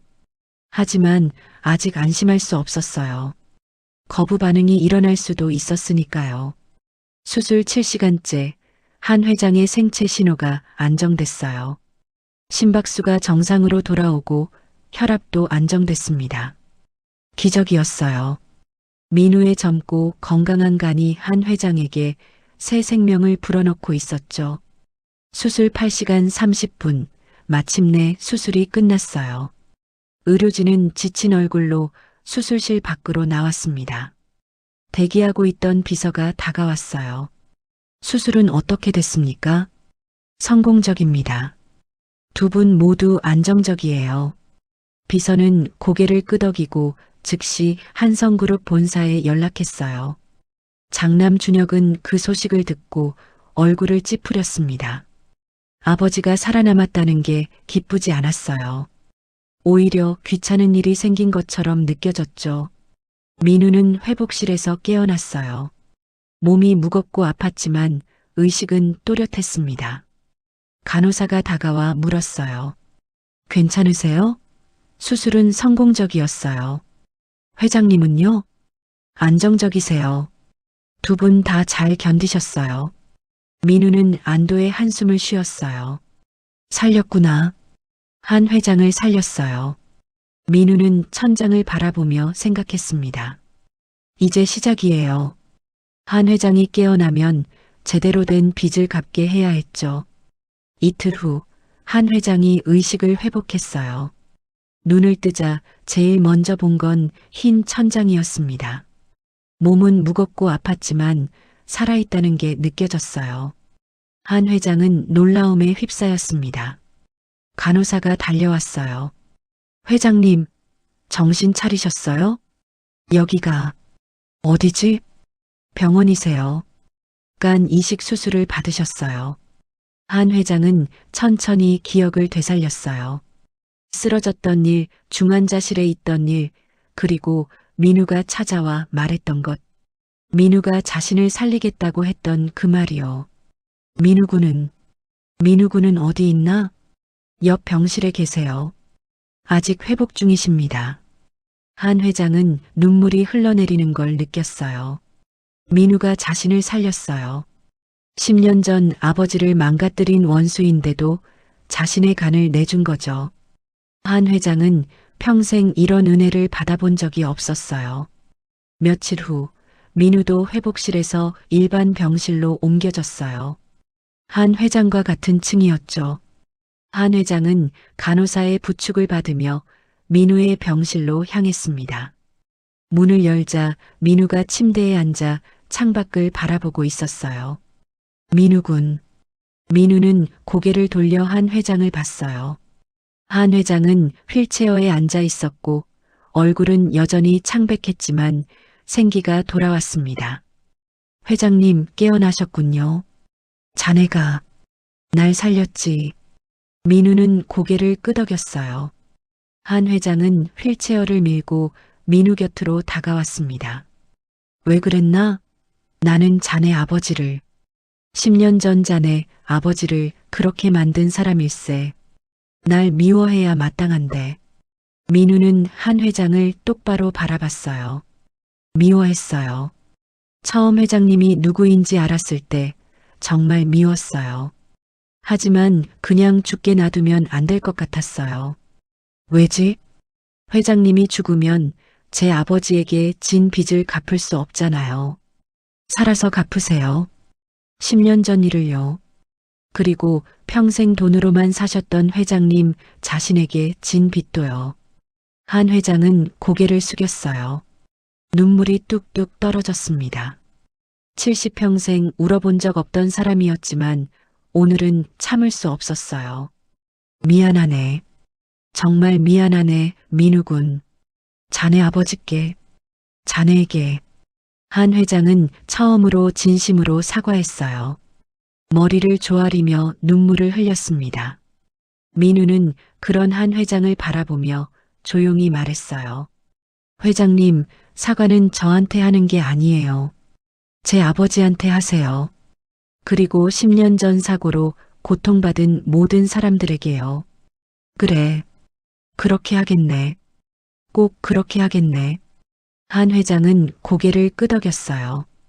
그리고 민우의 손을 잡았습니다. 고맙네, 민우군. 자네가 날 구한 건 두 번째일세. 처음엔 목숨을, 이번엔 영혼을 구해줬네. 민우는 아무 말도 하지 않았어요. 그저 창밖을 바라볼 뿐이었죠. 한 회장은 민우의 옆에 조용히 앉아 있었습니다. 두 사람은 말없이 창밖을 바라봤어요. 창밖으로는 가을 햇살이 비치고 있었어요. 따뜻하고 부드러운 햇살이었죠. 한 회장은 문득 깨달았습니다. 자신이 평생 놓쳤던 것들이 뭔지를요. 돈과 권력을 쫓느라 진짜 중요한 것들을 잃어버렸어요. 가족의 사랑, 진정한 우정, 그리고 인간으로서의 존엄. 하지만 이제라도 늦지 않았을지 몰라요. 민우가 준 두 번째 생명으로 제대로 된 삶을 살 수 있을 거예요. 민우군, 나한테 시간이 얼마나 남았는지 모르겠네. 하지만 남은 시간 동안 최선을 다해 빚을 갚겠네. 민우는 고개를 돌려 한 회장을 봤어요. 어떻게요? 한 회장은 결연한 표정을 지었습니다. 자네가 보게 될 걸세. 내가 어떻게 변하는지를요. 그날 이후 한 회장은 완전히 달라지기 시작했어요. 회복하는 동안 민우와 많은 시간을 보내며 진정한 삶의 의미를 배웠습니다. 그리고 마음속으로 큰 결심을 했죠. 자신의 재산을, 자신의 권력을, 그리고 자신의 남은 생을 의미 있게 사용하겠다고요. 탐욕스러운 자식들이 아니라 정말 도움이 필요한 사람들을 위해서요. 수술 후 한 달이 지났어요. 민우와 한 회장은 모두 건강을 회복했습니다. 이제 퇴원할 날이 다가왔죠. 그리고 한 회장은 준비했어요. 세상을 놀라게 할 발표를요. 퇴원 후 2주가 지났어요. 한광태 회장은 완전히 회복했고 예전보다 더 건강해 보였습니다. 하지만 가장 큰 변화는 외모가 아니라 그의 마음이었죠. 한 회장은 이제 돈의 노예가 아니었어요. 진정으로 의미 있는 삶을 살고 싶어 했습니다. 어느 날 한 회장은 한성그룹 본사 대회의실에 긴급 소집 명령을 내렸어요. 이사진 전원과 세 자녀, 그리고 주요 임원들이 모두 참석해야 한다고 했죠. 무슨 일인지 아무도 몰랐습니다. 한 회장은 퇴원 후 줄곧 조용히 지냈거든요. 회의실에는 100여 명이 넘는 사람들이 모였어요. 장남 준혁, 차남 준서, 딸 지연은 맨 앞줄에 앉아 불안한 표호로 서로를 쳐다봤습니다. 아버지가 갑자기 이런 자리를 마련한 이유가 뭘까요? 오전 10시 한 회장이 입장했어요. 그의 옆에는 민우가 함께 걸어오고 있었습니다. 사람들은 술렁였어요. 저 젊은이는 누구지? 왜 회장님과 함께 있는 거지? 세 자녀는 민우를 보자 얼굴을 찌푸렸어요. 병원에서 봤던 그 건방진 청년이었죠. 도대체 무슨 관계길래 아버지 옆에 서 있는 걸까요? 한 회장은 단상에 올라 마이크를 잡았어요. 회의실이 조용해졌습니다. 한 회장은 천천히 입을 열었죠. 오늘 여러분을 이 자리에 부른 이유는 중요한 발표가 있기 때문입니다. 제 건강 문제로 인해 많은 분들이 걱정하셨을 텐데 다행히 회복했습니다. 그 과정에서 많은 것을 깨달았고 큰 결심을 하게 됐습니다. 사람들은 숨을 죽이고 한 회장의 다음 말을 기다렸어요. 준혁은 안도의 표정을 지었습니다. 아, 회장직에서 물러나겠다는 말을 하려는구나. 드디어 자기 차례가 온 거라고 생각했죠. 오늘 이 자리에서 제 유언장을 공개하겠습니다. 순간 회의실이 술렁였어요. 유언장? 아직 살아있는데 유언장을 공개한다고? 세 자녀는 얼굴이 하얘졌습니다. 불길한 예감이 들었거든요. 한 회장은 변호사에게 고개를 끄덕였어요. 변호사가 앞으로 나와 두꺼운 서류 봉투를 열었습니다.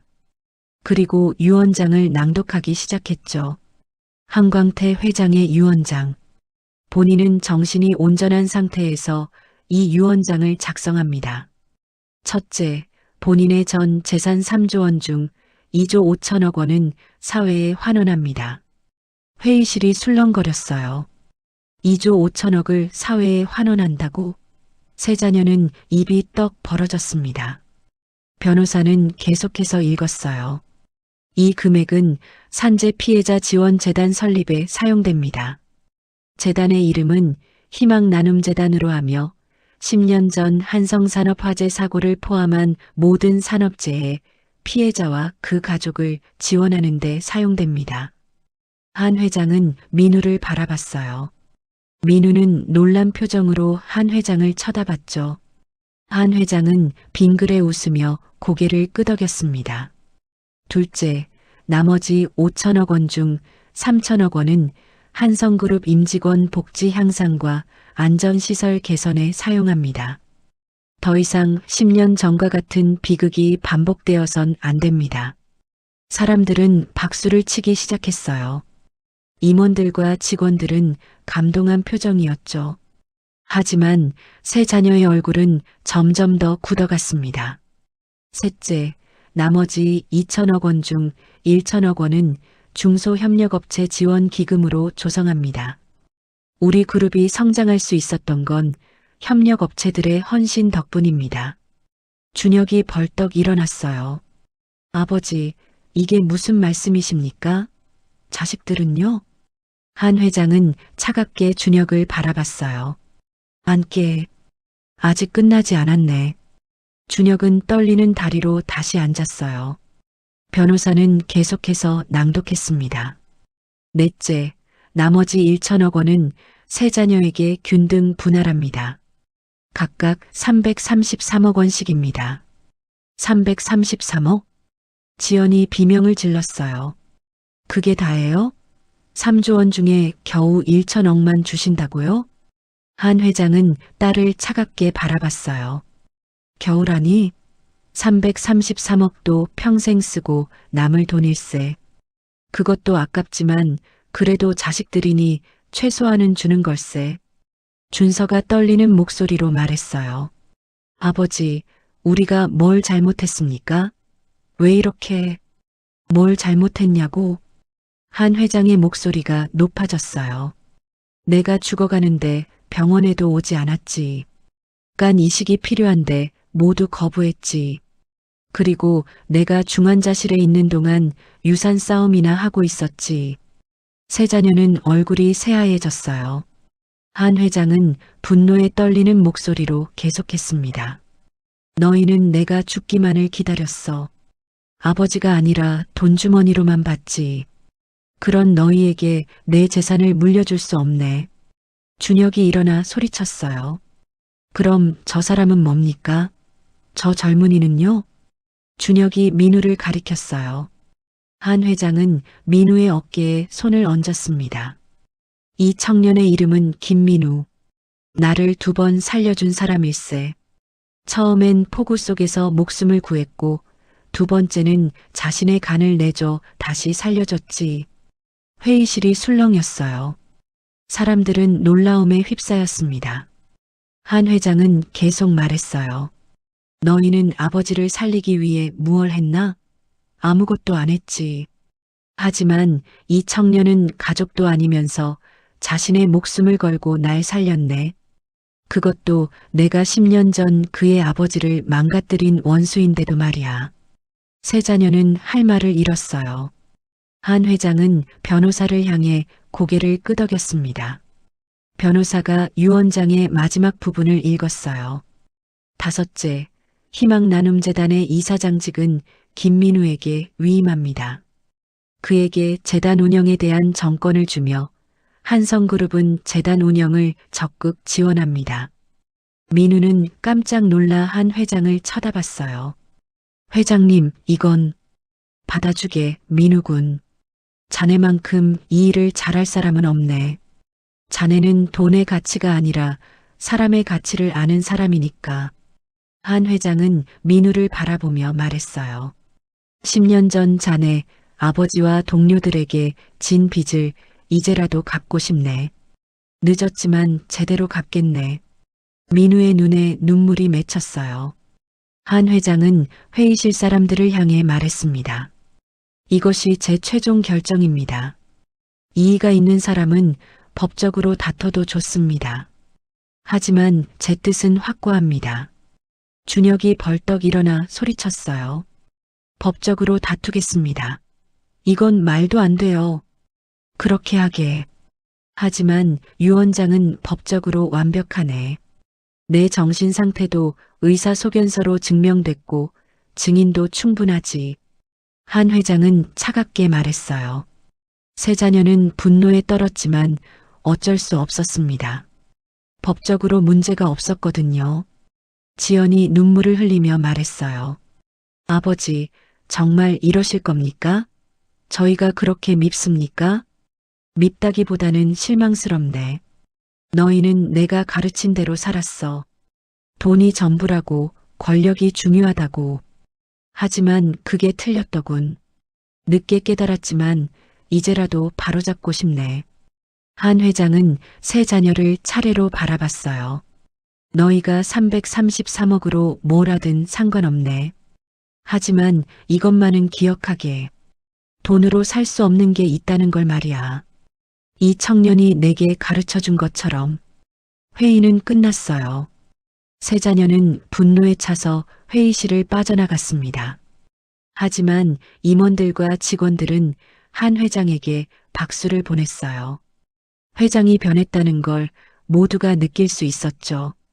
한 회장은 민우와 함께 회의실을 나왔어요.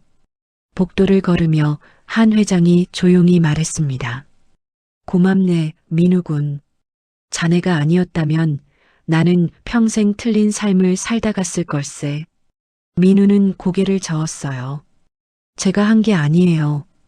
회장님 스스로 선택하신 거예요. 아니네. 자네가 내게 길을 보여줬네. 이제 나는 남은 시간을 제대로 쓸 걸세. 두 사람은 창밖을 바라봤어요. 서울의 하늘이 맑게 개어 있었습니다. 새로운 시작을 알리는 것 같았죠. 한 회장은 평생 처음으로 마음이 편안했어요. 돈과 권력을 내려놓으니 오히려 더 자유로워진 것 같았습니다.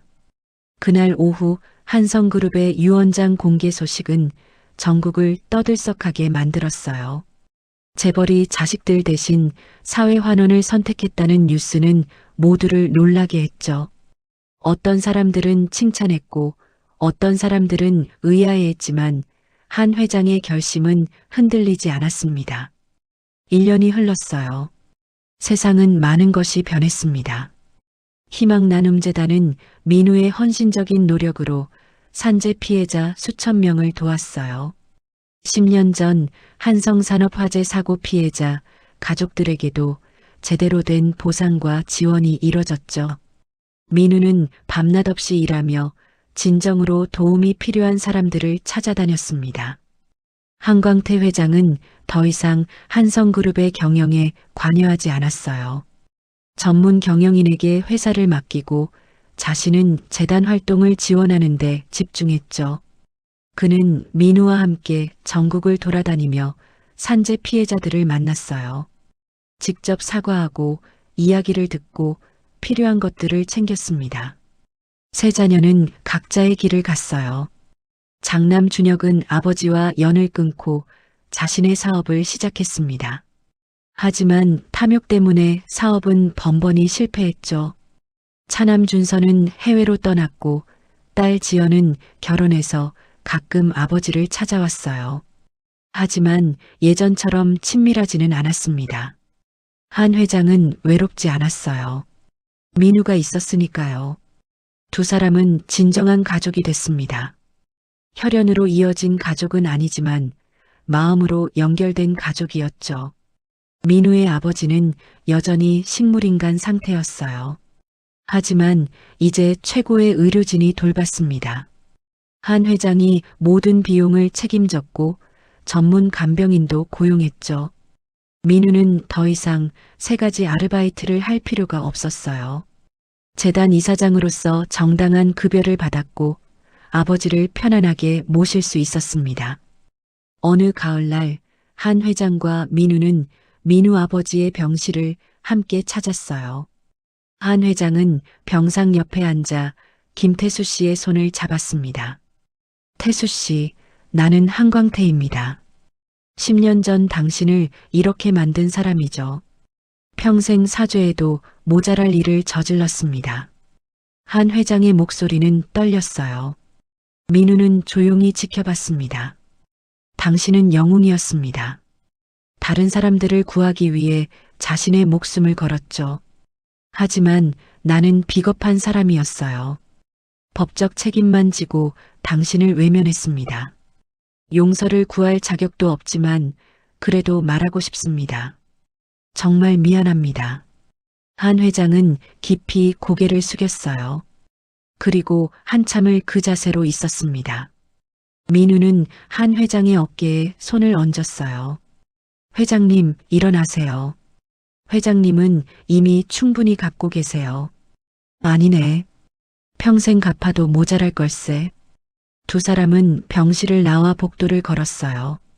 가을 햇살이 창문으로 들어와 따뜻했습니다. 한 회장이 민우에게 말했어요.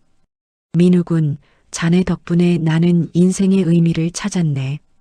돈이 전부가 아니라는 걸, 진정한 가족이 뭔지를 배웠지. 저도 회장님께 많이 배웠어요. 용서가 뭔지, 변화가 가능하다는 것도요. 한 회장은 빙그레 웃었어요. 요즘 한 회장은 자주 웃었습니다. 예전엔 1년에 한 번 웃을까 말까 했는데 이제는 매일 웃었죠. 민우군, 오늘 자네에게 줄 게 있네. 뭔데요? 집에 가서 보여주지. 두 사람은 한 회장의 집으로 향했어요. 한 회장은 이제 거대한 저택이 아니라 소박한 아파트에서 살았습니다. 민훈의 집 근처였죠. 그곳이 더 편안하다고 했어요. 아파트에 도착해 한 회장은 서재로 민우를 안내했어요. 책상 서랍을 열고 낡은 상자 하나를 꺼냈습니다. 오래된 나무 상자였죠. 이걸 자네에게 주고 싶네. 상자를 열자 낡은 시계 하나가 들어있었어요. 고급 시계가 아니라 오래되고 낡은 시계였습니다. 한 회장이 조심스럽게 시계를 꺼내 민우에게 건넸어요. 이건 내 아버지가 주신 시계일세. 내가 20살 때 받았지. 아버지는 가난한 분이셨는데 평생 모은 돈으로 이 시계를 사주셨네. 민우는 시계를 조심스럽게 받았어요. 무게감이 느껴졌습니다. 시간의 무게가 아니라 마음의 무게였죠. 당시 나는 이 시계가 싫었네. 너무 싸 보였거든. 나는 비싼 시계를 원했지. 그래서 이 시계를 서랍에 넣어두고 다시는 차지 않았네. 한 회장의 목소리가 떨렸어요. 아버지는 돌아가시기 전에 말씀하셨지. 시계는 시간을 재는 게 아니라 마음을 담는 거라고. 하지만 나는 그 의미를 이해하지 못했네. 평생 비싼 시계만 차고 다녔지. 한 회장은 창밖을 바라봤어요. 하지만 이제 알겠네. 아버지가 무슨 말씀을 하셨는지. 시계는 돈의 가치가 아니라 마음의 가치를 담는 거였네. 자네가 내게 가르쳐 준 것처럼 말이야. 민우는 시계를 바라봤어요. 낡았지만 여전히 째깍째깍 소리를 내며 움직이고 있었습니다. 회장님, 이렇게 소중한 걸 제가 받아도 될까요? 받아주게. 자네는 내 아들이야. 핏줄로 이어진 아들은 아니지만 마음으로 이어진 진짜 아들이네. 민우의 눈에 눈물이 맺혔어요. 한 회장도 눈시울이 붉어졌습니다. 민우군 고맙네. 내 인생을 구해줘서, 목숨만이 아니라 영혼까지 구해줘서. 회장님, 저야말로 감사해요. 아버지를 제대로 모실 수 있게 해주셔서, 그리고 진정한 가족이 뭔지 보여주셔서요. 두 사람은 서로를 꼭 껴안았어요. 한 회장은 처음으로 진심 어린 포옹을 했습니다. 따뜻했어요. 이렇게 따뜻한 줄 몰랐어요. 그날 저녁 두 사람은 함께 저녁을 먹었어요. 한 회장이 직접 요리를 했습니다. 서툴렀지만 정성이 가득했죠. 민우는 맛있게 먹었어요. 회장님, 요리 실력이 늘으셨네요. 자네가 가르쳐준 덕분이지. 라면 끓이는 법도, 계란 프라이 하는 법도. 두 사람은 웃으며 식사를 했어요. 평범한 저녁이었지만 행복이 가득했습니다. 식사 후 두 사람은 거실에 앉아 차를 마셨어요. 한 회장이 조용히 말했습니다. 민우군, 나한테 시간이 얼마나 남았는지 모르겠네. 의사들은 기적이라고 하더군. 이미 1년을 넘겼으니까. 회장님, 그런 말씀 마세요. 아니네. 현실을 받아들여야지. 하지만 후회는 없네. 이 1년이 내 평생보다 더 의미 있었으니까. 한 회장은 민우를 바라봤어요. 자네와 함께한 시간, 재단을 운영하며 사람들을 도운 시간, 그리고 진정한 가족의 의미를 배운 시간. 이게 진짜 삶이었네. 민우는 한 회장의 손을 잡았어요. 회장님, 우리 앞으로도 오래오래 함께해요. 아직 할 일이 많잖아요. 그래, 그렇게 하세. 남은 시간 동안 최선을 다하겠네. 창밖으로 별이 빛나고 있었어요. 고요하고 아름다운 밤이었습니다. 한 회장은 민우와 함께 창밖을 바라봤어요. 민우군, 자네는 내게 두 가지를 가르쳐줬네. 첫째는 돈으로 살 수 없는 것들이 있다는 것. 둘째는 변화는 언제든 가능하다는 것이지. 회장님도 저한테 많이 가르쳐 주셨어요. 용서가 뭔지, 참회가 뭔지요. 두 사람은 서로를 바라보며 미소 지었어요. 1년 전만 해도 상상할 수 없던 관계였습니다. 원수였던 두 사람이 이제는 진정한 가족이 됐죠. 한 회장은 민우가 차고 있는 낡은 시계를 바라봤어요.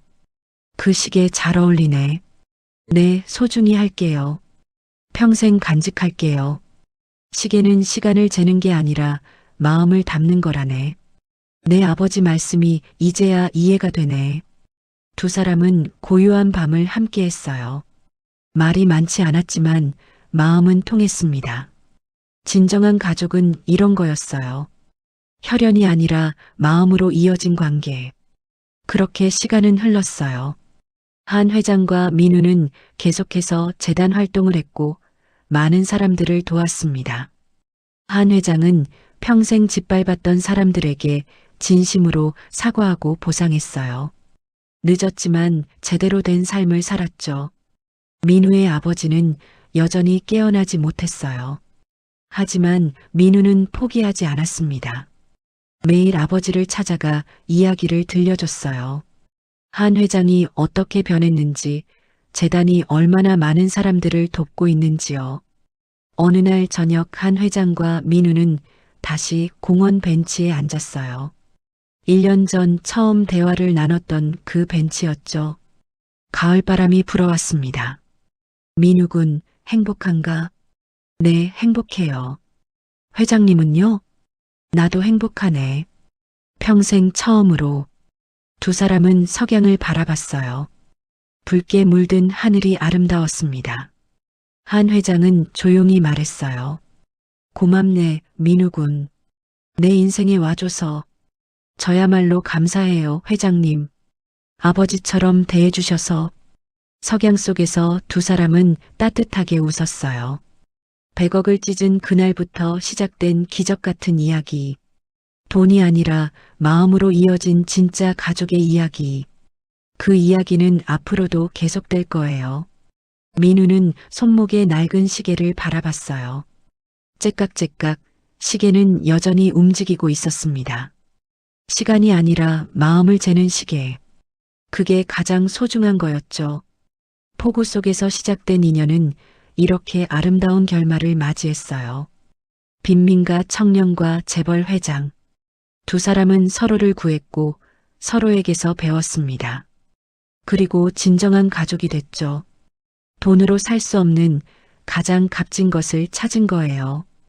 폭우 속에서 시작된 인연, 100억을 찢은 청년의 선택, 그리고 진정한 가족이 된 두 사람의 이야기였습니다. 민우는 돈이 아닌 양심을 선택했어요. 그리고 그 선택은 한 사람의 영혼을 구했고 수천 명의 삶에 희망이 됐습니다. 선행은 이렇게 돌고 돌아 세상을 바꿔나갑니다. 여러분은 어떤 선택을 하시겠어요?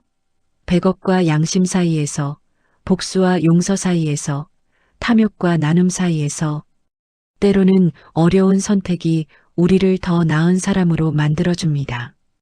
오늘의 이야기가 마음 한구석에 작은 숨결처럼 스며들었다면 앞으로도 당신의 하루에 조용한 위로가 되어드릴 이야기로 찾아오겠습니다. 구독과 좋아요는 큰 힘이 됩니다.